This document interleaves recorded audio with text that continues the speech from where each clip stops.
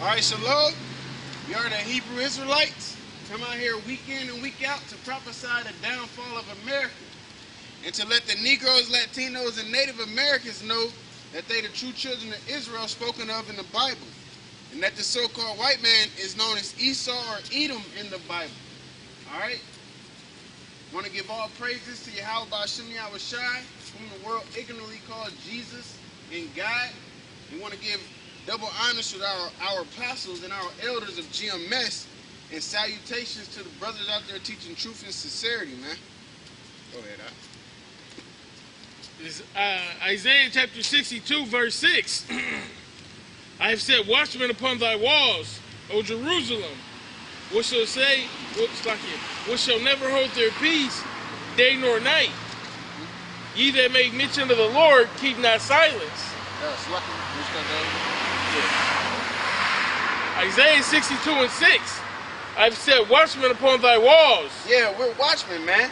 The watchmen was the ones, they was known to blow the horn, all right, when an enemy was coming, to alarm the people, to let them know pretty much it's wartime. And that's what we're doing. We're doing the same thing. We're letting Americans know that it's wartime. All right, we're on the brink of the Third World War, whether you believe it or not, and it's going to be nuclear. All right, it's going to be nuclear. Give me Isaiah 94 right quick. That's our job, to come out and teach the truth of the Bible, man, of the scriptures. We're not gonna be like your pastors in the church every Sunday, bringing out the love doctrine, so to speak, man. It tells you in the scripture that it's written within and without, lamentations, mourning, and woe. All right. Isaiah chapter 9, verse 5. For every battle of the warriors with confused noise. Yeah, for every battle with the warriors with confused noise. It's speaking on past battles. You know what I'm saying? Up close and personal battles, man. All of that yelling and building, getting your adrenaline pumping and getting your adrenaline rushing. All right, go ahead. And garments rolled in blood. Yep, garments rolled in blood, because if you take somebody's life, you right there up on them, man, hand-to-hand combat. You know what I'm saying? Or stabbing them right then and there, man. You see it in the movie 300. Troy, Alexander. It's talking about like those times, man. But this should be with burning and fuel of fire. Yeah, but this Third World War, this war, is going to be with burning and fuel of fire. And that burning and fuel of fire is the missiles, man. And it's an ultimate judgment from the Most High on the so-called white man and his society and the 2/3 of our own nation, man. All right, because Judgment Day is coming.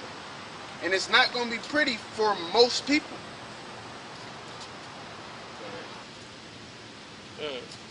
Oh, yeah, back in the... Okay.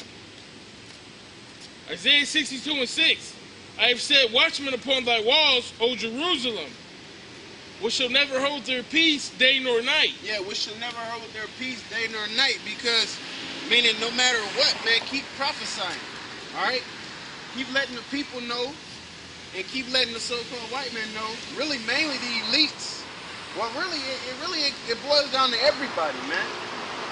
The reason being, because it said this word was not going to be preached to the four corners, you know what I'm saying, until the elect be sealed. So basically, that prophecy has to come about where everyone gets a chance to hear this word, and everyone gets a chance to reject it or accept it.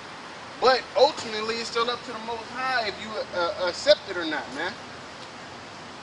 You know, you can't just wake up one day and be like, I want to serve the Lord, you know?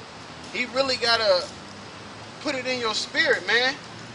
You know what I'm saying? And even if you do feel like that, you might not end up doing it the right way.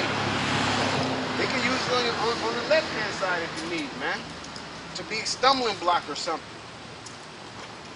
So at the end of the day, it's all according to what the Most High wants to do. It's not according to my emotions, anybody's emotions, man. It's about what's written in this Bible and what it says is going to happen, man. Which is spoken prophecies. All right, you got the famine. You got the famine of the word. You got the famine of bread and food, drink. All right, you got martial law pretty soon. They pretty much been in a 3-month practice of doing J and him. Okay. You know, y'all sitting here really being so naive and gullible, like, oh, they just practicing, you know, getting ready. Well, why else is every time they go out and do a drill, something ends up happening at the time that they're doing a drill?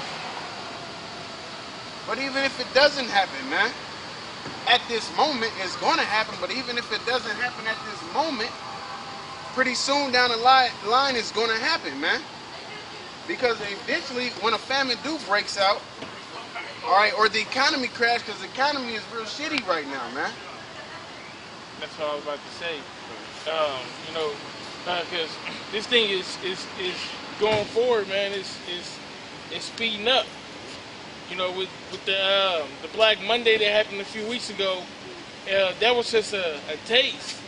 They're talking about it's going to be, you know, worse than the Great Depression. And, you know, in these times, people are so used to, you know, having everything and living lavish. You say you're not going to know what to do. It's when this dollar crash, when the dollar crash this time, it's going to be like the scripture says. It's going to be a time like it never was. Because when the dollar crashed this time, That's scripture. yeah. When the dollar crashed this time, the markets, the stores, all of that, they're gonna be empty. They only keep 3 days worth of food in there. Gas is going down. That's actually a bad sign, because gas was at like $99 and then dropped to like $38 a barrel in a day. And then the way I seen it, like last week, gas was like 30 cents higher. For it to drop 30 cents in a week, that's bad. That's a bad sign for America. That's those Arabs doing that shit. Because the gas prices went down before, and they said that it's gonna go up a little bit and it's gonna drop right back down even more. Get that in Sirach the 15th chapter. I believe the 16th. Be so cheap. Like that.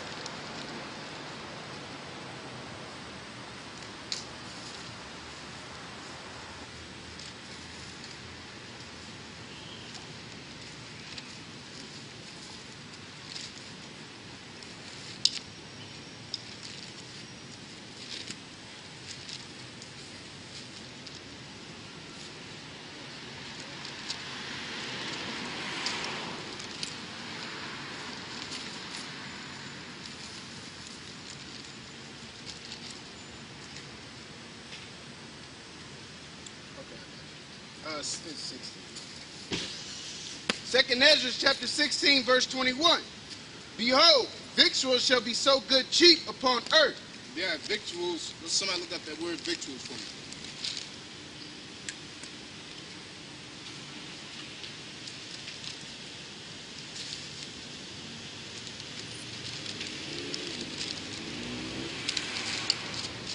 This is the word victuals. It says food or provisions, typically as prepared for consumption.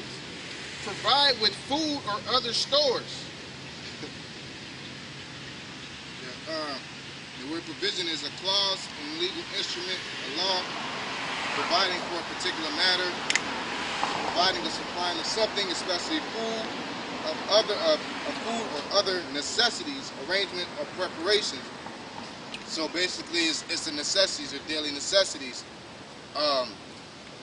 I.e., gas is included. That'd be considered a provision.